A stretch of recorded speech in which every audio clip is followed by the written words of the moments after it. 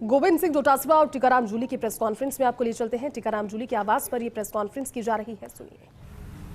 हम लगातार कह रहे हैं कि ये सरकार जो अपने आप को डबल इंजन की सरकार बताती है, वो लगातार जो है संविधान पे प्रहार कर रही है। एक देश के अंदर दो प्रकार के कानून नहीं हो सकते। राहुल गांधी जी के खिलाफ जिस प्रकार से इन्होंने कार्रवाई की, 2 साल से अधिक सजा होने पर उनको उसी दिन इन्होंने 24 घंटे के अंदर उनकी सदस्यता समाप्त कराई।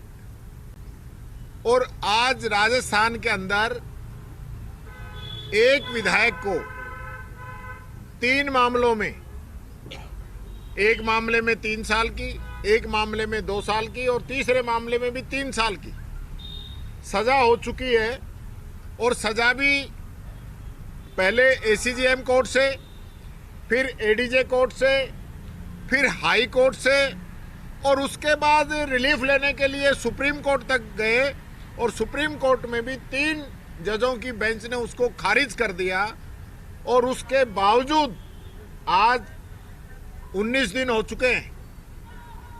लिली थॉमस के केस में सुप्रीम कोर्ट के द्वारा ये कहा गया है कि जिस दिन सजा हो तत्काल विधायक, सांसद उसकी सदस्यता उसी समय समाप्त कर देनी चाहिए। तो 19 दिन तक ये सजा इनको क्यों नहीं दे रहे हैं, उनकी सदस्यता समाप्त क्यों नहीं कर रहे हैं?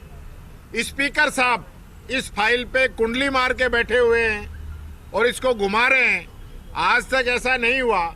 ये लोग संविधान को कमजोर कर रहे हैं, संविधान को टारगेट कर रहे हैं। इनका उद्देश्य तानाशाही करना है, न कि संविधान के अनुरूप काम करना है।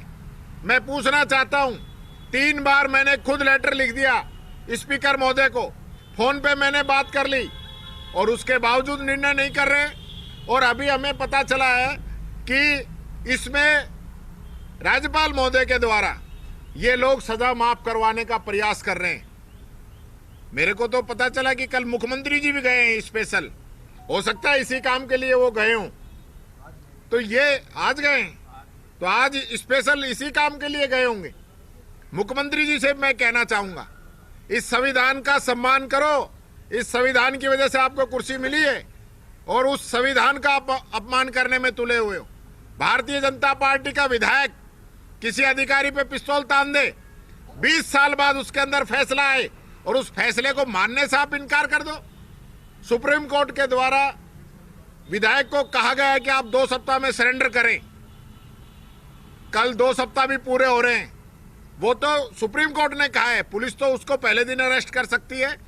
तो पुलिस क्या काम कर रही है, ये मैं पूछना चाहता हूं। मेरा सीधा आरोप है इस सरकार पे कि ये सरकार तानाशाही कर रही है, राजस्थान के अंदर दोहरे कानून लागू कर रही है और अपराधियों को, जो अपराधी की शुरुआत हुई है वहां पर यह रचा गया है। पूरी तरीके से ये मैं स्पष्ट रूप से कहना चाहता हूं कि ये डबल इंजन की सरकार संविधान को नहीं मानती है, कोर्ट को नहीं मानती है। और आपने देखा होगा कि आजकल तो ये वातावरण बना हुआ है कि कोर्ट के ऊपर जितना प्रहार संवैधानिक पद पे बैठे हुए लोग भी कर रहे हैं और भारतीय जनता पार्टी के मंत्री और विधायक और जनप्रतिनिधि भी कर रहे हैं। ये बड़ा दुर्भाग्य है और हम इसीलिए संविधान बचाओ रैलियां निकाल रहे हैं कांग्रेस पार्टी कि ये संविधान को नहीं मानने वाले। आप बताइए कि आज 15-17 दिन हो गए, उसके बावजूद भी महामहिम के यहाँ हमको जाना पड़ा, हमें स्पीकर के पास जाना पड़ा, स्पीकर नहीं मिले, 3 बार रिमाइंडर दे दिया, वो फैसला ही नहीं कर पा रहे। और राहुल गांधी जी का 24 घंटे में फैसला हो गया और 17 दिन में तो उनका मकान ही खाली हो गया था। अगर मान लीजिए उनको कहीं से कोई रिलीफ मिलेगी तो वो वापस सदस्य बन सकते हैं, लेकिन उस आदेश की पालना तो करनी चाहिए, उस कानून की पालना तो करनी चाहिए, उस संविधान की पालना तो करनी चाहिए। उनको करनी चाहिए कि नहीं करनी चाहिए, ये बात हम लोग कहना चाहते हैं। तो मैं समझता हूं कि जिस प्रकार से माननीय स्पीकर साहब केवल और केवल आरएसएस और बीजेपी के लोग जो कहते हैं उसके मुताबिक फैसले लेने के आदी हो गए हैं। और ये प्रमाणित करता है, आप देखिए कि कंवरलाल जी जो माननीय अभी तक विधायक हैं, उनको अभी तक भी पुलिस प्रोटेक्शन है, उसके पीएसओ लगे हुए हैं। वो गिरफ्तारी का उनका जो ऑर्डर है वो हवा में घूम रहा है, और वो 161 अनुच्छेद के मुताबिक यहाँ जो है वो सजा माफ करवाना चाह रहे हैं। सुप्रीम कोर्ट ने अनेकों फैसलों में ये कहा है कि ऐसा नहीं हो सकता है, और एक बार कर भी दिया था तो उसको सुप्रीम कोर्ट ने वापस कर दिया कि ये ठीक नहीं है। जिसके 27 मुकदमे हो, और वो भी इलेक्शन में, और जनप्रतिनिधि और जो लोक सेवक हैं, अधिकारियों के खिलाफ अधिकतर अधिकारियों ने दर्ज कराए, उनके साथ मारा पीटी और उस तरह के अपराध कारित किए हैं, तब कराए।